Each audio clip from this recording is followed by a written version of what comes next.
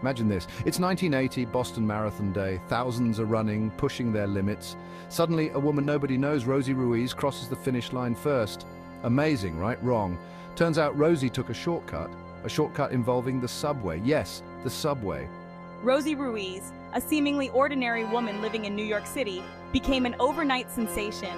Except her fame wasn't for athletic prowess, but for pulling off one of the most infamous cheats in sporting history. This, my friends, is the story of how a marathon became a masterclass in deception. Now, you might think, how on earth do you cheat in a marathon? Well, buckle up, because Rosie's plan was as brazen as it was bizarre. Instead of enduring the grueling 26.2 miles, she hopped on the subway, rode for a bit, then popped out near the finish line, acting like she'd run the whole thing. Oscar-worthy performance, not quite. The Boston Marathon, held annually on Patriots' Day, is a big deal. It's one of the oldest and most prestigious races in the world, but in 1980, Rosie Ruiz's victory unraveled faster than you can say, but how did nobody see her? Ruiz clocked an unbelievably fast time, raising eyebrows. She wasn't sweating enough. Her breathing was normal. It was almost like she'd just stepped off a subway.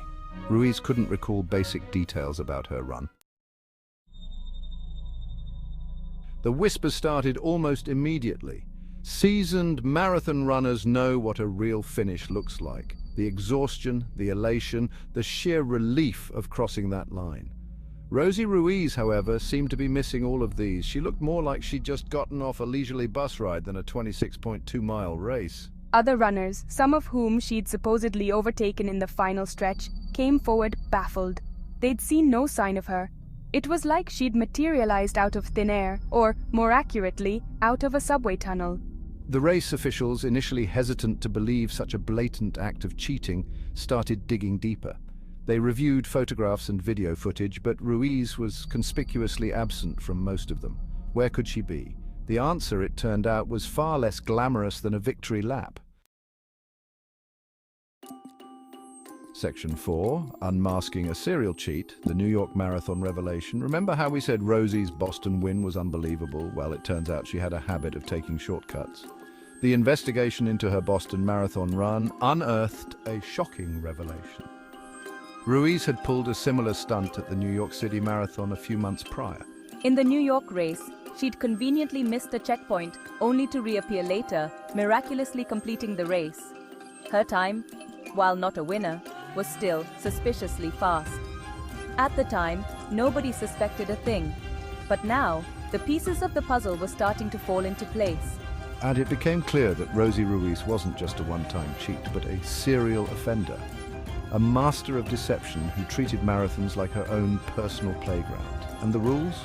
Well, she seemed to think they didn't apply to her. The audacity of it all. Section 5, the jig is up, confrontation and denial. With the mounting evidence against her, Rosie Ruiz was stripped of her Boston Marathon title just 8 days after the race. The announcement sent shockwaves through the running community and beyond, turning Ruiz from a fleeting champion into a symbol of athletic fraud. Despite the overwhelming proof, Ruiz maintained her innocence, claiming she ran the entire race and dismissing the accusations as jealousy from sore losers. She even went on national television, appearing on Good Morning America and other shows, to defend her story, which by now had more holes than a slice of Swiss cheese. The public, initially captivated by the underdog story, felt betrayed. The marathon, a symbol of human endurance and determination, had been cheapened by Ruiz's actions. The running world wanted justice, and they wanted their marathon back.